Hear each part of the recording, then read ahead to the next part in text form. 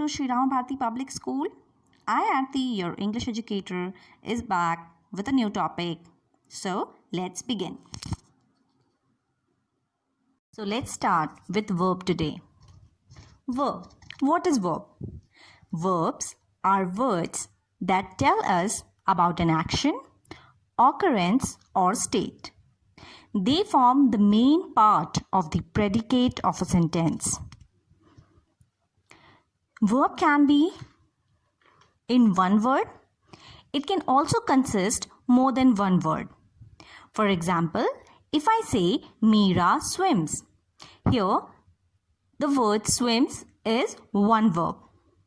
But if I say Meera is swimming, in this sentence we have verb in two different words. Right? I can also say Meera has been swimming. Alright, so here the verb contains three words. So, where we will have verb in two or more than two words, they are known as verbal phrase. Now, verb can be categorized in many ways. We can classify them in different ways. So, one such way is dividing them into two main classes, lexical verb and auxiliary verb. Lexical verb can be further classified into action verbs and linking verbs. Auxiliary verb can be further qualified or classified in modal auxiliary verbs and non-modal auxiliary verb.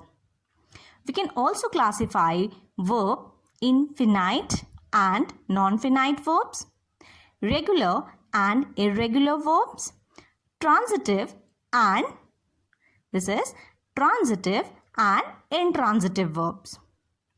Okay, so in this video we will discuss about first two types of verb, lexical verb and auxiliary verb. So first understand what is lexical verb. Lexical verb, verb that describes an action and form the main part of a verb phrase is known as lexical verb. Lexical verb is categorized into action verb and linking verbs. Action verbs, as the name suggests, it express physical or mental action. It, for example, eat, drink, push, fall, etc. Linking verbs, verbs that connect the subject with its complement.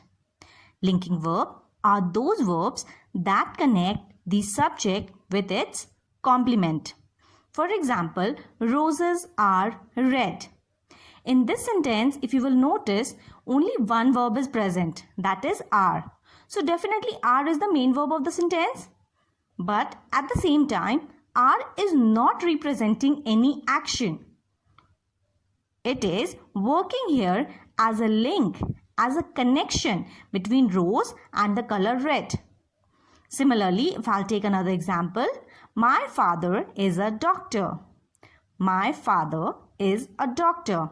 Again, in this sentence, is the only verb present in this sentence. But is not denoting any action. Is not presenting any action. It is linking my father and a doctor. So these words will come under linking verb. Auxiliary verb, verb that adds something to the lexical verb and make it different in meaning, tenses or aspect. Once again, the two important words which we need to notice here is it adds something to the lexical verb. Alright, auxiliary verbs are also known as helping verb.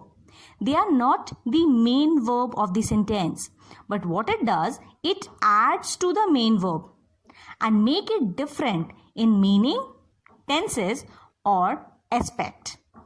So now auxiliary verbs are also classified into two categories, modal auxiliary verb and non-modal auxiliary verb.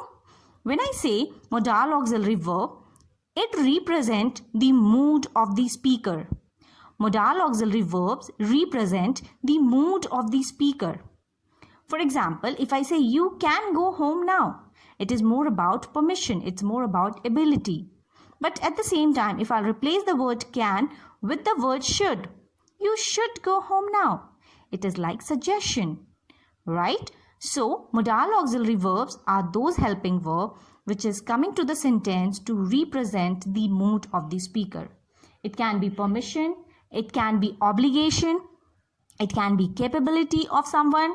For example, I have written few words here: can, could, may, might, and so on. We will discuss all the words in the video where we will be discussing modal.